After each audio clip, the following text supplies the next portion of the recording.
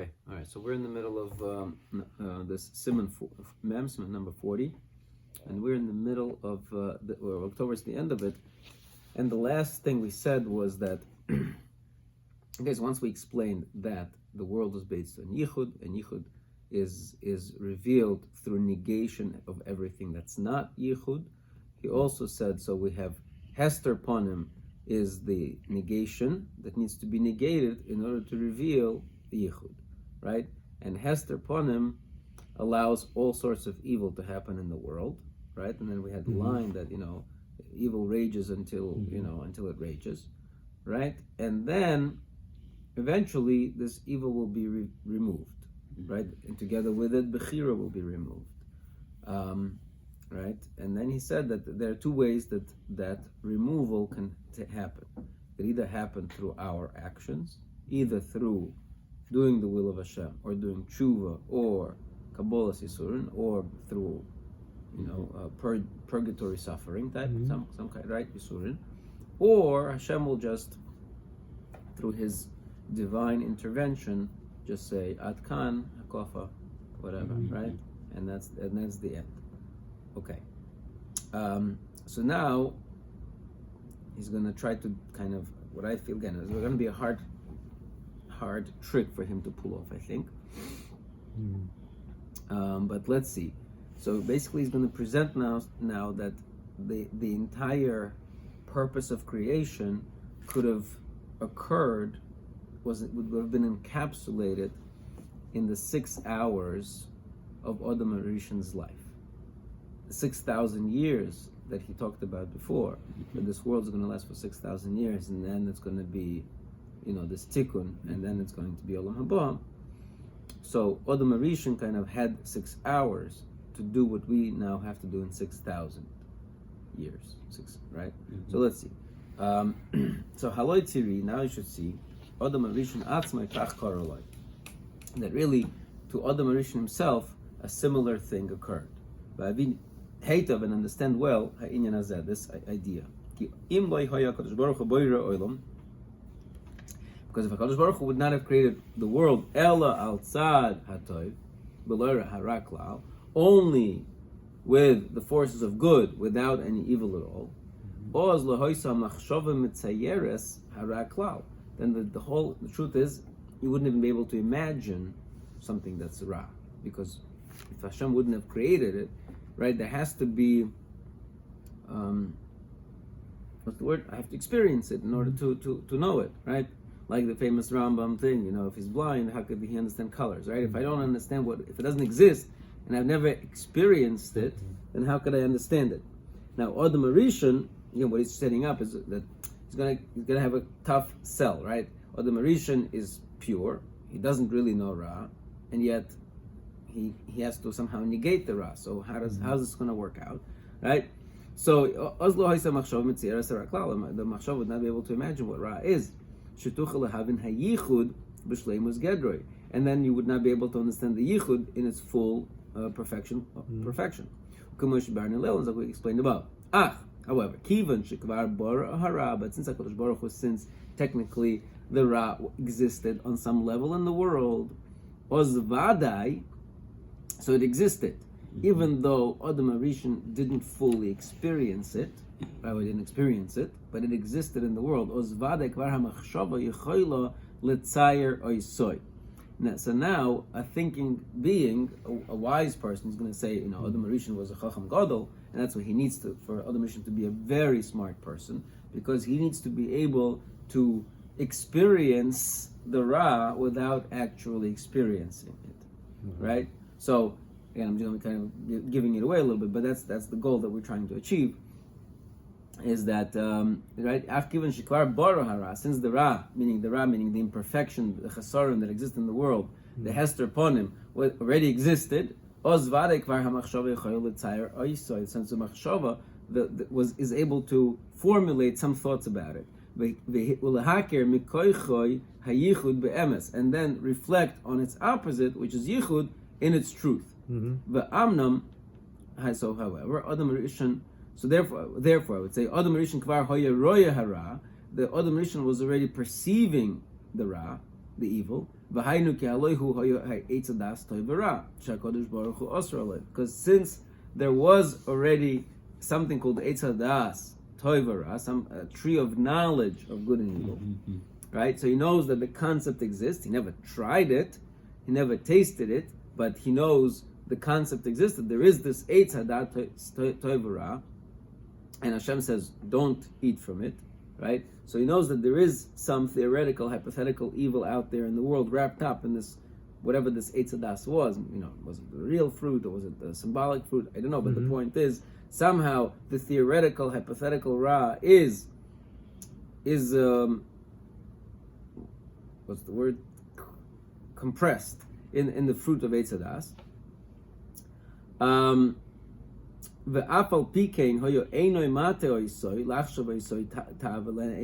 still his eyes were deceiving him in thinking that this is desirable, and it's good to eat, and it's good to understanding, as the pasuk says, that the woman saw, etc. So he saw instantly, there is an opportunity to make a mistake. That maybe there is a God, and then there is some other force that's not God, that says that controls this Eitz Hadas, that has dominion over this Eitz Hadas. God says, don't touch that Eitz Hadas. I wonder why God doesn't want me to take from the Eitz Hadas. Is there some other force that he's trying to kind of keep me away from? Right? Or some other ideas that Nachash placed into their heads.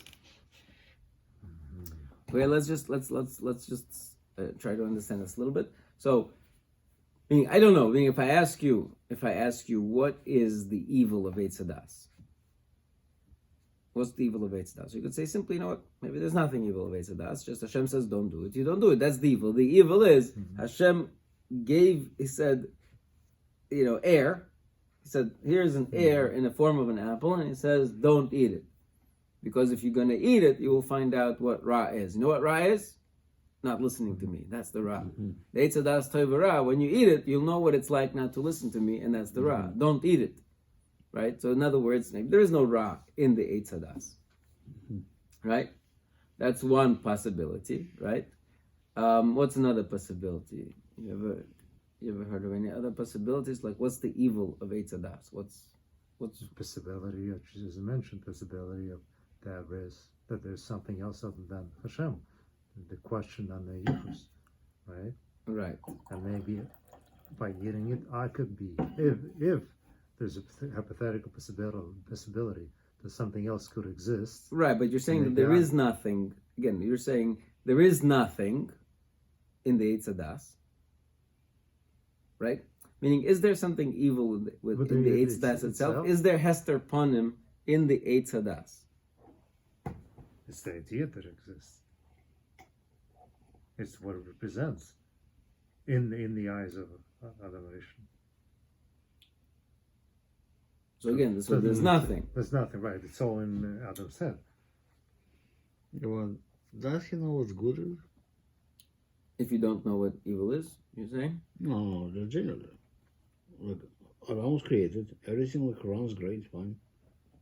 So, does he really know what good is? Well, if we're saying now that... He doesn't know what good is? No, well, what we're saying now is good is God's perfection, and good and not good is God's imperfect. Hester Pan. But if he didn't see anything else, he was brought to this world, everything runs, everything great. It's like Rabbi Yisroel in the desert. After 40 years, man falling every day, they got used to it. It wasn't so miracle anymore. They got used to it. Right. So he was. So you're saying there has to be something that you can't have in order to appreciate what you could have. But we don't buy like no knowledge what bad is, but how does he have knowledge of what good is?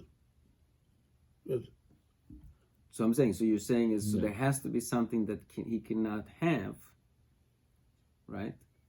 So that so that he can appreciate what he does have. And by differentiating between something that he can have and something he does not have, so that creates a hierarchy, and hierarchy then allows you to consider that this is good because it brings me closer to Hashem, and this is not good because it brings me away from Hashem. What was the question? What was the question again? The question was there what's wrong? What's the ra of the Eitz Hadas Tov Ra? possibility of falling? Right, it creates So- possibility of a choice, and then, Right, so meaning there is no ra. I mean, it could have been a peach, it could have been an apple, could have been a fig tree, or could have been a pomegranate. cucumber. All right, cucumbers. Hashem needed to pick one item in the garden that was forbidden, just to see if he could follow. It could have been don't stand on your head. Right. That's one possibility. Yeah, well, I'm thinking like why eating the apple, like everything changes because until you ate this fruit, you just have to just live. Don't worry. Don't have to worry about bad things. Just Right. walk around. Once Again, I'm not sure if that's. you I don't know if I agree with that. yeah, but I think that notion. automatically with With both that notion. good and bad comes at the same time. From that point on, everything is divided. Until now, there was I no don't worries. think that. Again, I'm not sure if I agree with that. Meaning Uh, that I don't know if Yeah, but- when Hashem placed Hashem placed Adam into the garden L'Ovda U'L'Shomra, yeah. right? L'Ovda Oh, U'L'Shomra. okay. So I don't think it's like the way we picture it. So it's like it's just chilling in paradise. Какой-то Иванушка дурачок сидит на печке, ничего не делает. I don't think that's Gan Eden. That's not Hashem. No. Hashem never created such No. an entity, right? The whole point of whatever Gan Eden was is to grow, is to experience, right? The whole from the very beginning, the purpose of creation is that Adam was created chaser. Adam, even from the get-go, was created insufficient, right? And he was at some middle ground, and he was able to uplift himself or to lower himself. Yeah. Right. So my question is, in what way is Eitz Hadas a lowering? So one answer that we've so far got is not. It's lowering only by virtue of arbitrary. Hashem drew an arbitrary line in the sand and said, "Here you can go, here you can go. See if you could pass this trick." It's like that marshmallow experiment, right? You know, the marshmallow experiment where they give the 5-year-old kid, right? They give him here's a marshmallow. It's a standard marshmallow experiment. If you don't eat it for 6 hours, right, you'll get so much more. And another Mauritian failed the marshmallow experiment. Okay. That's one possibility. Again, the Rambam says, I believe, the Rambam says in Moreh Nevuchim that before. I'm not sure right now if the Rambam is coming to explain the nature of Eitz Hadas or explain the result of Eitz Hadas, but I think it could be both. That the world changed when Adam Rishon ate from Eitz Hadas. The world changed from oilam of sheker and emes to an oilam of tov v'ra. Right? I'm sure you've heard this idea before, right? So that means, as far as I understand, again, maybe it's still arbitrary, but it seems to be saying that Eitz Hadas was not necessarily a fruit, perhaps, like we think it of a fruit, but but instead of a certain experience that changed perception of reality from a higher order reality of emes v'sheker to a lower level reality of tov and ra. So the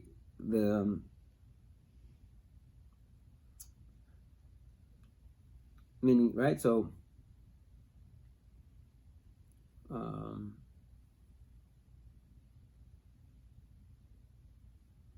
the pursuit of Eitz Hadas was the pursuit towards ways of thinking, right? That Hashem did not want him to think. That right? Meaning, Yeah. right? So meaning it's not just an arbitrary fruit, but rather an experience, not an arbitrary, but an experience of a different, meaning it represents an experience of a different framework, right? It's an experience.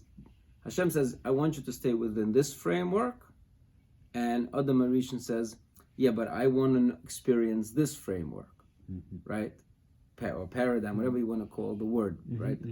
And so by choosing to eat from the Eitz Hadas, he chooses to experience the world in the way that Hashem does not want him to experience, and that's the evil. The evil is that he lowers the. Did he go into this in the Derech Hashem? Derech Hashem? Yeah, pretty sure. Or maybe. I know we discussed it in Derech Hashem. I don't remember.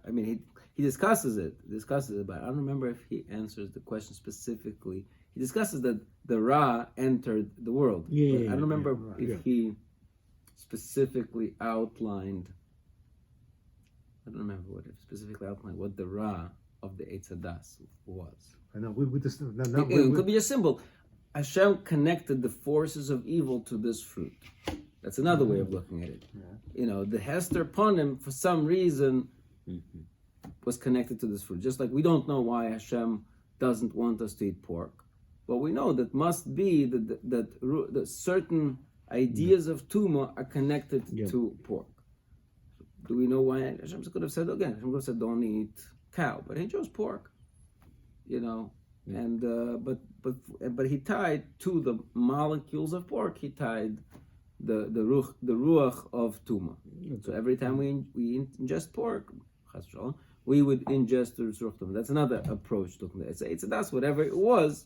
It was also some sort of matter to which Hashem tied.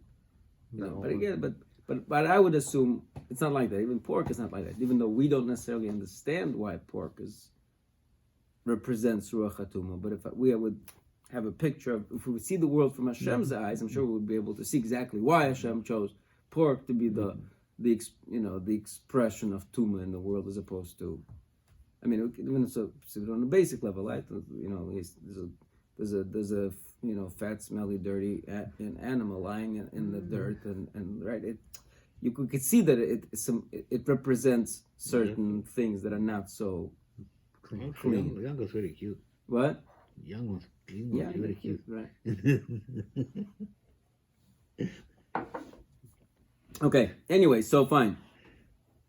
So back to our story. So we have Eitz Hadas Tov Ra. So it exists in the world, and yet Adam Rishon has not experienced it. And the Nachash tells them, why Hashem doesn't want you to experience it is because you're going to be then like God, knowing good and evil. Right. So again, we see that so he puts into the Ramchal puts him into Nachash's world words, other ideas like Shtei Rishuyas, saying maybe there are two Rishuyas, meaning there's another force besides God, right?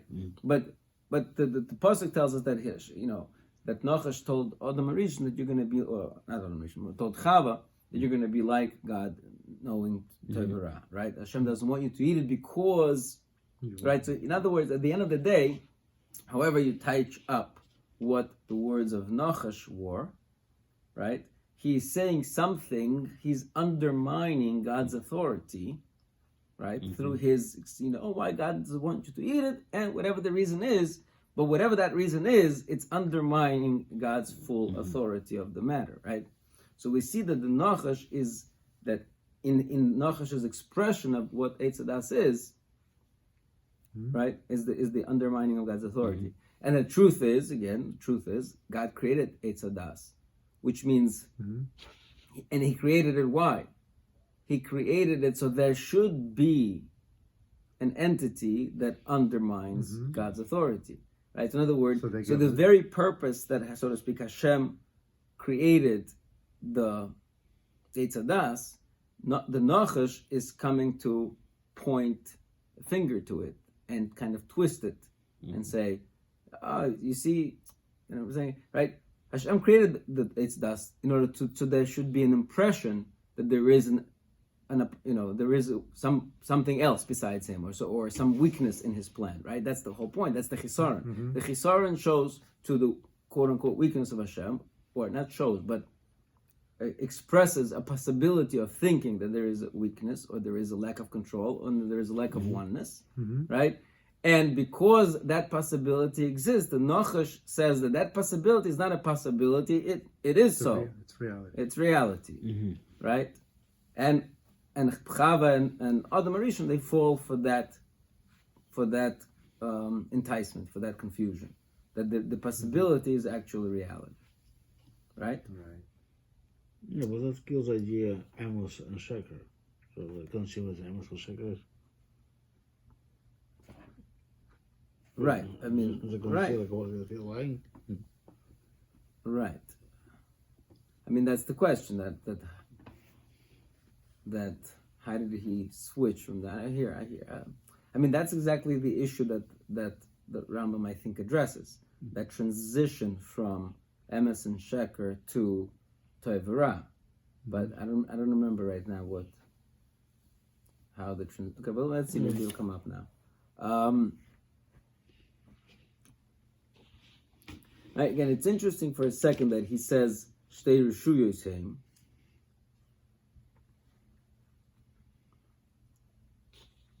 Yeah.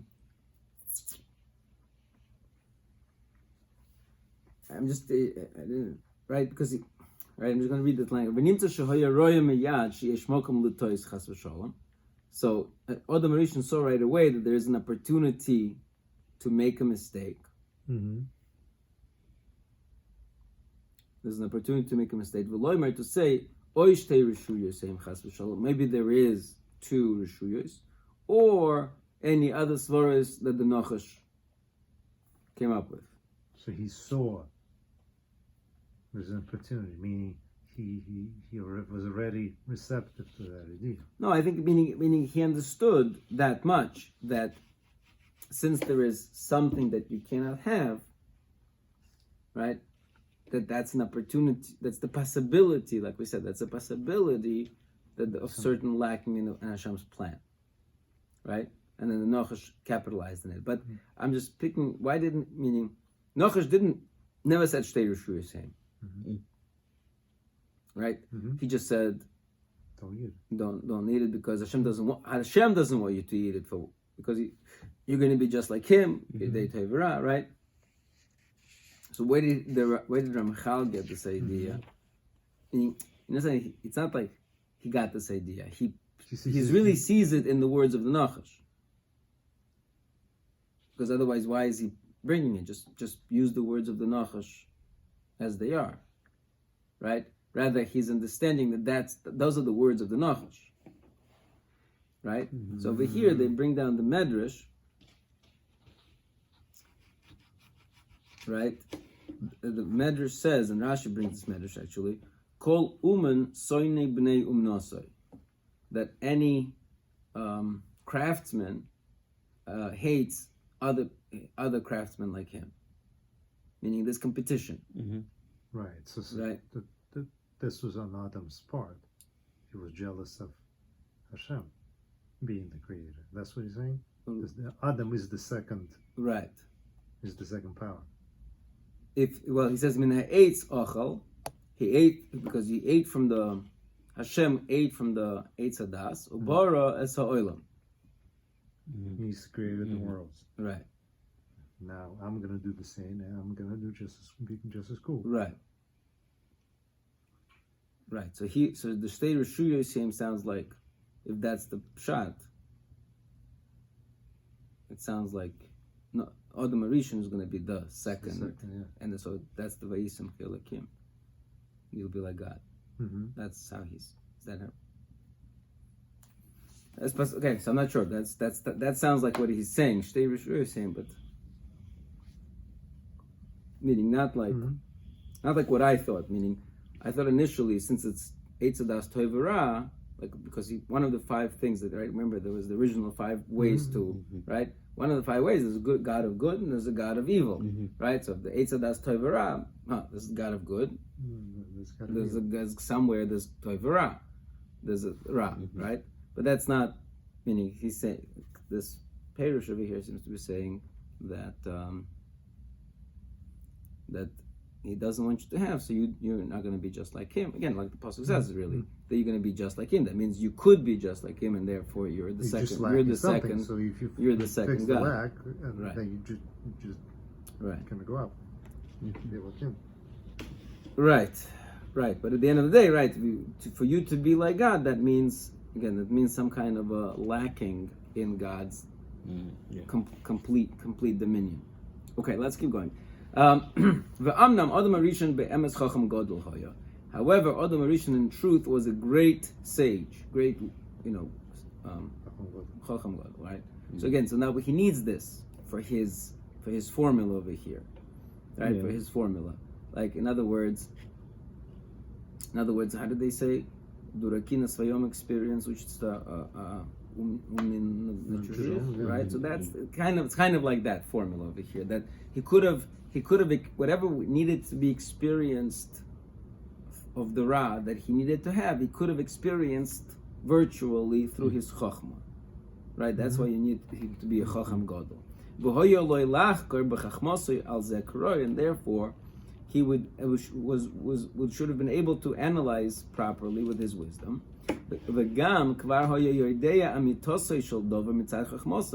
And since he already knew the truth of the matter, right, from his wisdom, so he's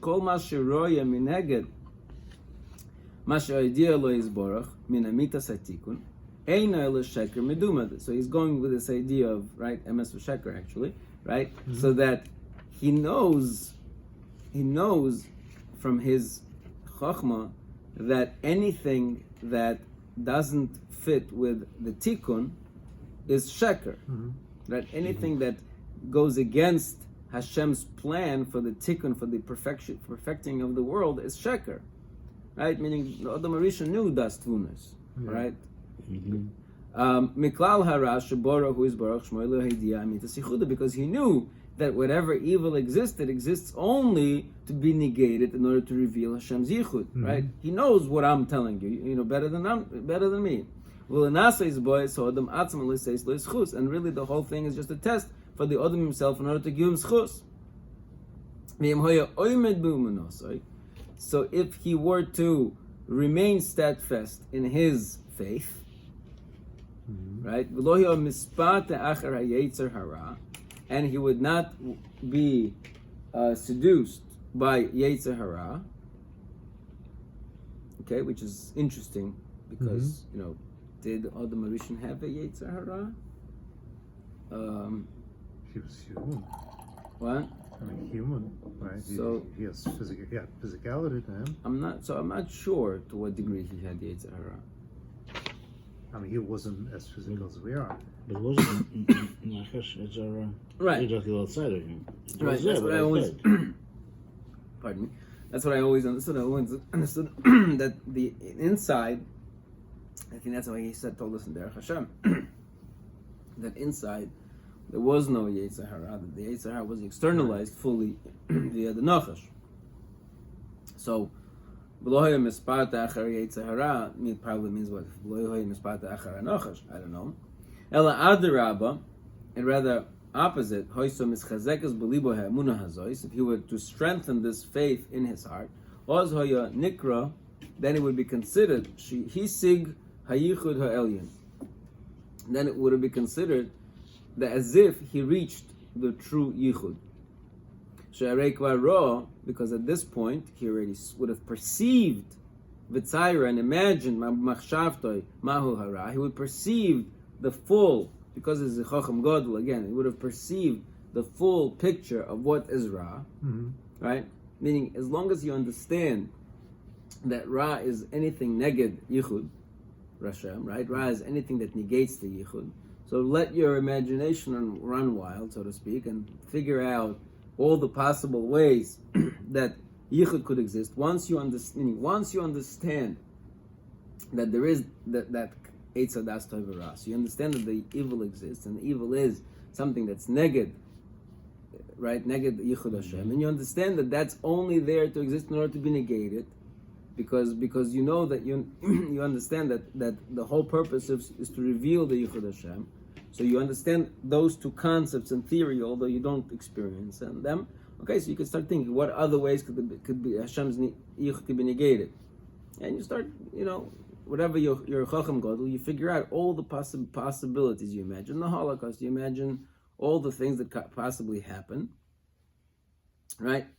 And you say, but you remain, despite all that imagining, you remain steadfast, and you do not eat from the Eitz Hadas.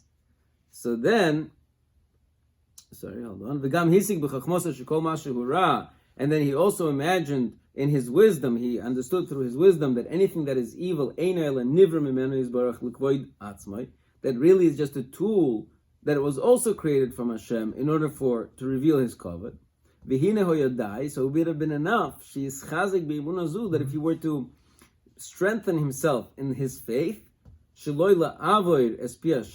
not to transgress the mouth of Hashem, right, with the will of Hashem, and that he had to hold on only until Shabbos Kodesh.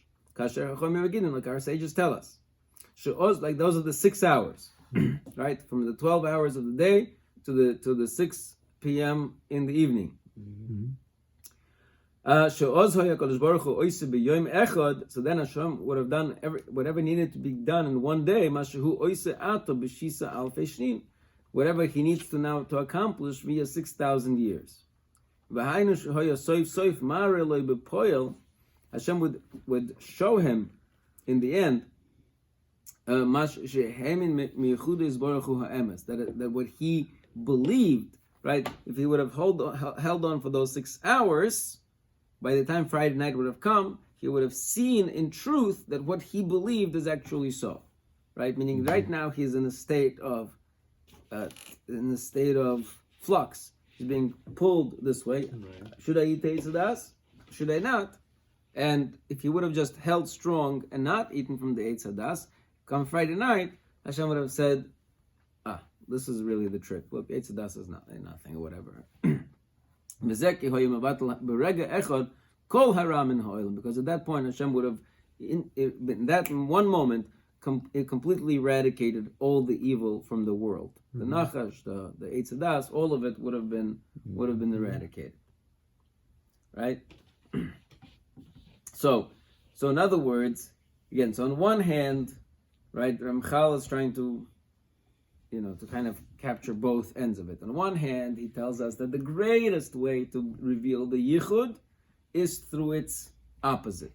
And therefore, the darker the night, the more glorious the sunrise, right? The more glorious the sun. On the other hand, he's telling us, Adam Arishan could have had barely any darkness. Could have had his Gan Eden, beautiful Gan Eden, and just a little bit of darkness, but just enough because he was a Chacham Gadol. Through that tiny drop of darkness, he could have extrapolated to the darkest of the nights, right? But he did. And then everything would have been, and then the whole purpose of Tikkun would have been accomplished. You would need to go through the actual experience of the darkest night. You could have just imagined. You could have white night. White night would have been sufficient to experience the real night. But Adam Arishan, unfortunately, was seduced for the taiva by his desire, by his yearning. Then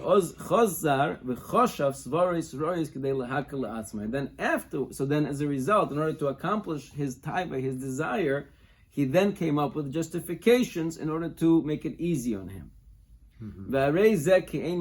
This is similar to what they said in the Gemara Sanhedrin, that Jews in the desert did not serve the Egel, the Avodah Zarah, but only to allow for them arayas b'farhesia, meaning they had simple, vulgar desires, right? But you can't just have simple, vulgar desires. You need something to justify it. So you come up with all sorts of ideas. Okay, it's really Hashem. Hashem is distant. Hashem doesn't care. I have the Egel doesn't mind. Whatever whatever svaras you come up. But the point is that your religious theology, is created to match your physical desires. right? Now he's going to take that idea from one piece of Gemara in Sanhedrin and apply it in a kind of like reverse in a different Gemara in Sanhedrin. V'omer Razal, and also rabbis say, Adam Harishon min haya, that Adam Harishon was a min, right? What is a min? Min mean he was an epikureus, he was a heretic, right? So the way that Ramchal is learning that Gemara of Adam Harishon min haya, what does it mean he was a heretic? So he's saying the other way around, meaning that he became a heretic in order to allow himself to eat from the Eitz Hadas. Just like the Gemara in Sanhedrin says, that they became heretics, and they served Avodah Zarah to allow themselves arayos. So too, Adam Harishon, when the Gemara says he was a min, what really the Gemara means is that he became a min, a heretic, in order to allow himself to eat from the Eitz Hadas. You could have learned the Gemara differently. You could have learned the Gemara that he desired the Eitz Hadas because he was a min, right? Not right. Let me think. Yeah, right. He was right. The Gemara means to say right that he had theological questions that led him to eat from the Eitz Hadas. Not the other way. Right. He's saying it the other way around. That he was, the desire from the Eitz Hadas led him to become a min. Fine. V'hinei oz hutzrach leharoi sloi b'moifes.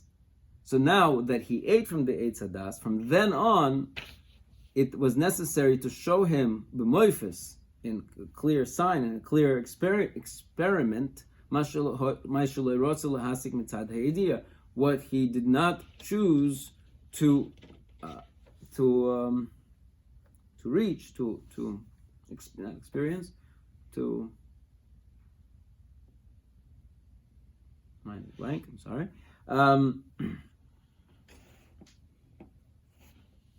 To say here, to grasp. To grasp. Okay.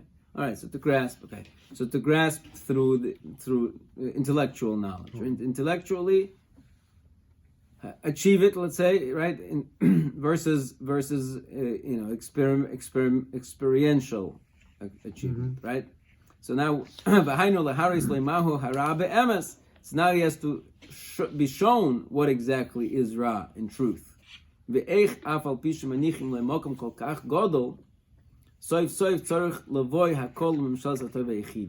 However, and how even though to the Ra, Hashem leaves a lot of room, right? Soif in the end, the Ra has to be subjugated to the true good that's related to Yichud Hashem. And this is through the difficulties of this world, that were decreed upon mankind. So that in the end, they do reach this level of faith that they did not want to be steadfast in from the beginning.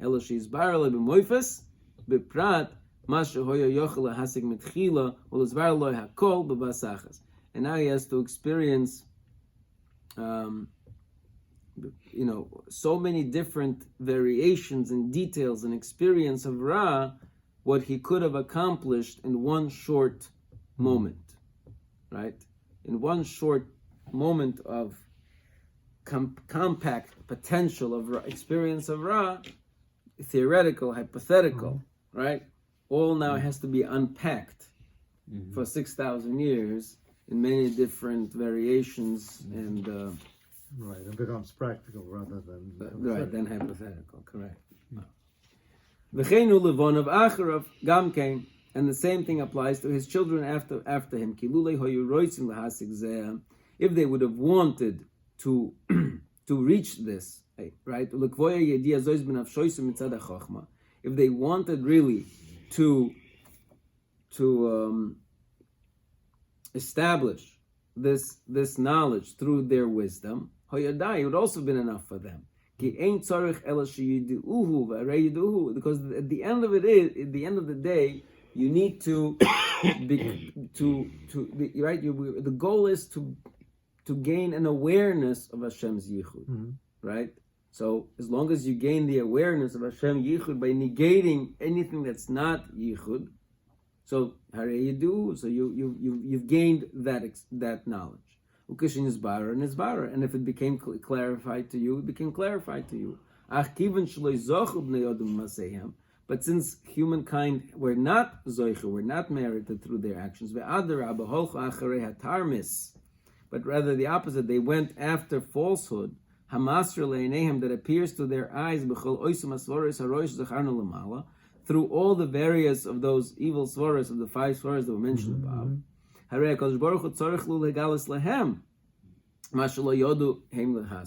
So Hashem needs to continuously reveal to them what they themselves did not know to grasp.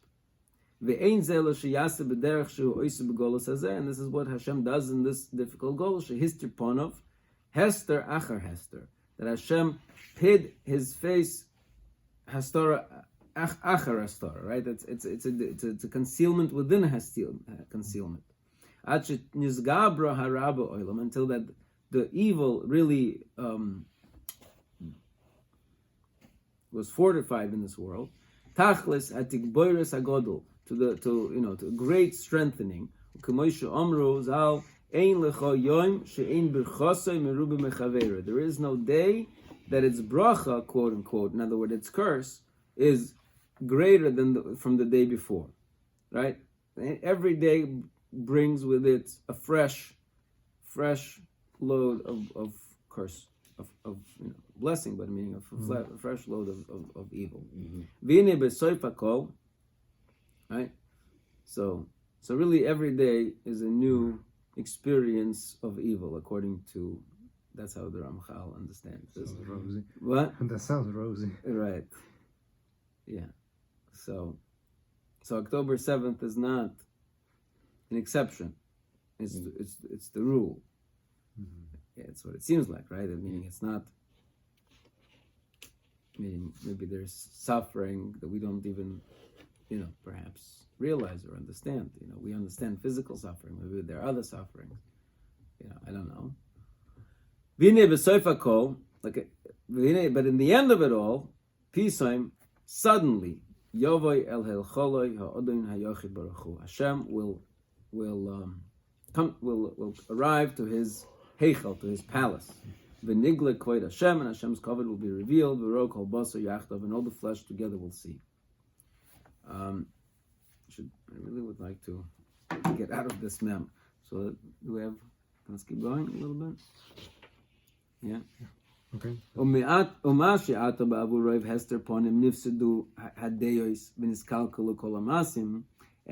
And what now? Because of all the hester, right? Because of all the concealment, the deos, our conceptual understanding. I mean, we see in 2023, we see that the world has gone mad, right? So that also results as in negativity, in loneliness, in the physical. It sounds like in the physical creations themselves. The taste of the fruit has been removed, right? So in other words, the conceptual confusion brings with it physical manifestations. That's what he seems to be saying. Conceptual confusion brings with it physical manifestations. Okay. Right? So for example, what? Of chaos. Of chaos, perhaps. Meaning, I'm just saying, it's possible that cancer exists in the world because there are quote-unquote cancerous philosophies.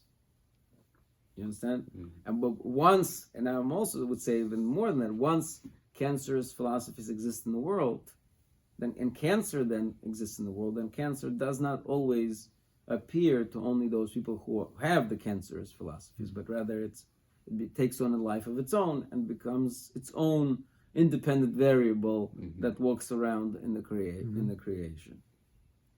Okay? But he's talking about something more benign, that the fruits don't have their full flavor, right? That's just an example of diminishing of the physical substance of the world, the intellectual framework of the world having its right. But I think it's specifically also Tam. If you remember, we spoke about this, that from the Pachad Yitzchak. It's a beautiful connection, actually. So, right, Pachad Yitzchak says, why is it that when Hashem created the world, that it had to be Tam ha'etz k'tam ha'pri, that the taste of the tree, like the taste of the fruit, right? So we're saying, the Pachad says that because the tree represents the process and the fruit represents the outcome. So if you can taste in the process the fruit, so even though the process is long and difficult and hard, but as long as you can taste it, it's easier to endure that process. But that's not what's happening. There is no. We can't taste the fruit, the result in the process, in a sense, which just makes the process arduous and a very difficult journey, right? What he's saying now is nitel tamaperis. Not only can we not taste the process, the result in the process, but the result itself has been damaged, right? We don't see the result because the result is not it. Okay? And all the other ways that the rabbis told us that the world has suffered. We see the land and its toiv vavohu. Right? And our sages said that the chutzpah increases in the world. Right? All of that is the different expressions that the Ra gets strengthened in the world. When Hashem will reveal Himself, all the different conceptual frameworks will realign onto the straight way. And then all of the things that exist will also be fixed up. Right? And that's what we say when Mashiach comes. There will be, there will be no more sickness, right? That all of that will be fixed because those two things go hand in hand. The spiritual damage and the physical damage are related. And then people will cling to their Creator. I will pour forth my ruach. I'll call basar upon all flesh. Lemar du'us Hashem kikulam yodu oisi, right? And everybody will know me. From the young to the great, to the old. And then at that point, the global universal desire will be to be sanctified with His kedusha.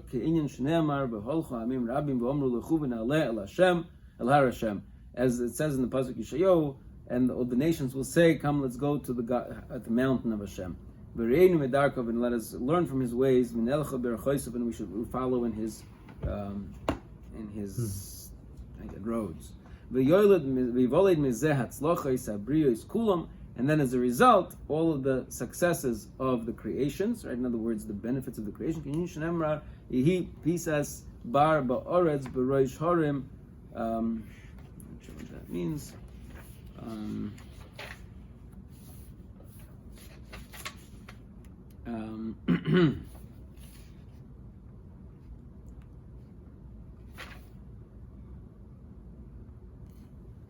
A grain will be abundant in the land, in the peaks of the mountains. Okay? And the gar, right? So in other words, that's just an expression of economic prosperity. The gar zev im keves, and the wolf will live together with the sheep, and that's an example of peace and coexistence. Soiv dover. So again, conclusion is Tira lo si shekasher bachar haratzain ha'elyon olechas b'derech hazeh, and when Hashem's will chose to go in this way, nosan mokoim lekol mas shenosan, He gave kind of opportunity for whatever He wanted. The opportunity for whatever is necessary for the ones that are below, in other words, us, to achieve perfection, true perfection. Because when Hashem wanted to hide His face, He gives the opportunity for chisronos. Ubesite mokim l'chisroinus, and once he gives the opportunity for chisroinus, noisen mokum la'avoida, then he gives the opportunity for avoida kedei le'ashlimam, in order to complete, to fill those chisroinus. Ulefisha hester also rak kedei lehigoles. And since Esther exists only that in order to be revealed, so that there is the opportunity exists for these chesornos to be removed through the revelation of perfection.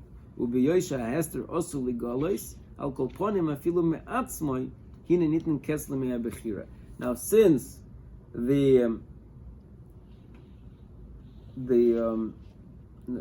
since the Hester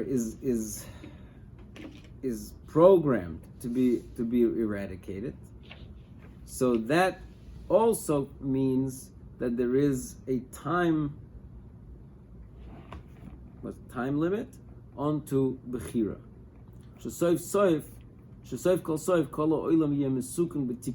Because at the end of the day, the world will be completed through Tikkun Shalom.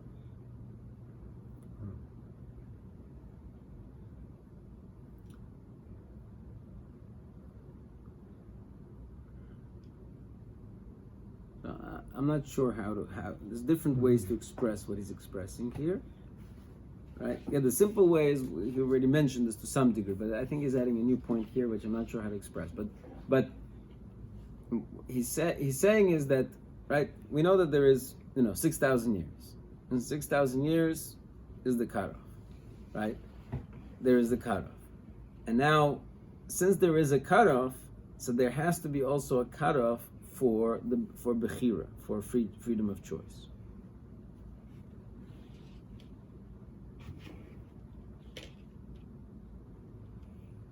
Let me just finish the sentence.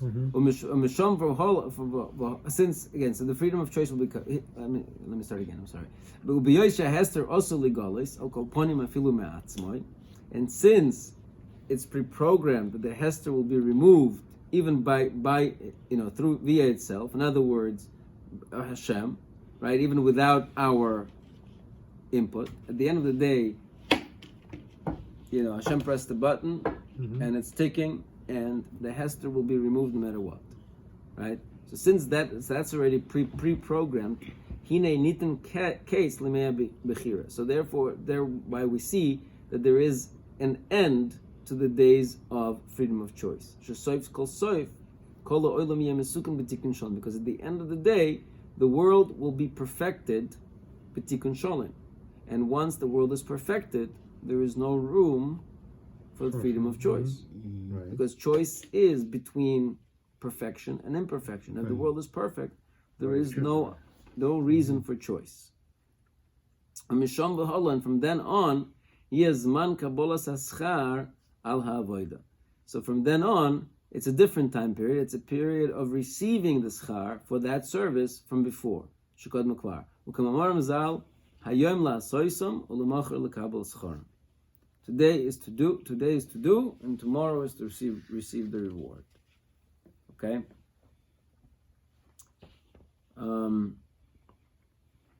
So I'm not quite sure why he comes back to this. Right. Why To this point.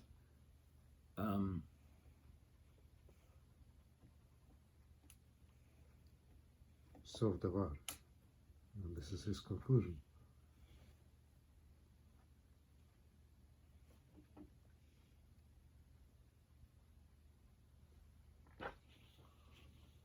Okay, maybe it's just he's going to sum up. He's going to setting up himself up for the summary that he's, because the Neshama is going to say, okay, give me. Let's summarize what we just. I mean, right now. This was a very long discourse, right? That went, through almost the entire, basically, purpose of creation, from the Adam, from the mini creation to the end, right. So he's setting himself up for the summary now, but I feel like there's something else. There's some other pearl that's dropping here that I'm not fully seeing right now.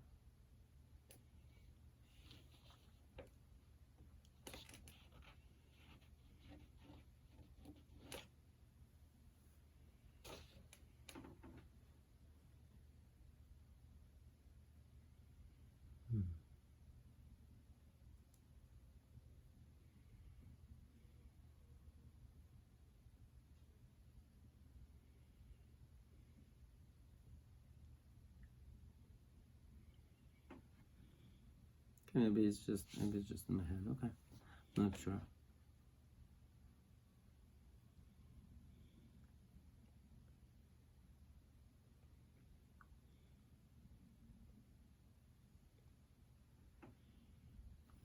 Yeah, okay, I'll leave you with a question like this. As we get closer to this moment, right, and we're close, right, but as we get closer to that moment, is it easier to see the how the Gilui will come out, or is it the opposite? Is it more difficult to see the Gilui? Meaning, is there a light? Yeah, you're going through the tunnel, but at some point you start seeing the light at the end of the tunnel, right? So is that how it is as well? As we are approaching closer towards the end, do we start seeing the light at the end of the tunnel, and therefore start being able to put pieces together, and therefore the revelation of Yichud is kind of, to some degree, maybe a gradual process? Or is it completely out of nowhere, like boom, like an alarm clock that just goes off, right? And in that sense, what I'm saying is then in that sense, is our bechira also gradually diminishing as we start seeing the light at the end of the tunnel? Or is it it's the same, but nothing's changing? It's just the opposite. Maybe our bechira is getting greater because the evil is getting worse, and it seems to be darker and darker and darker, and then all of a sudden you turn around. What's the picture? What's the picture? Is it like tunnel, or is it completely like I'm totally in the dark, grasping, and then somebody just flicks open the light? Looks like still too dark. What? You're getting worse. I mean, right now it certainly feels like if you had to ask me that question 10 years ago, 20 years ago, I'm not sure if what answer I would have given. But right now it certainly looks bleaker than it was before. All right. Anyways, to be continued. Okay, but we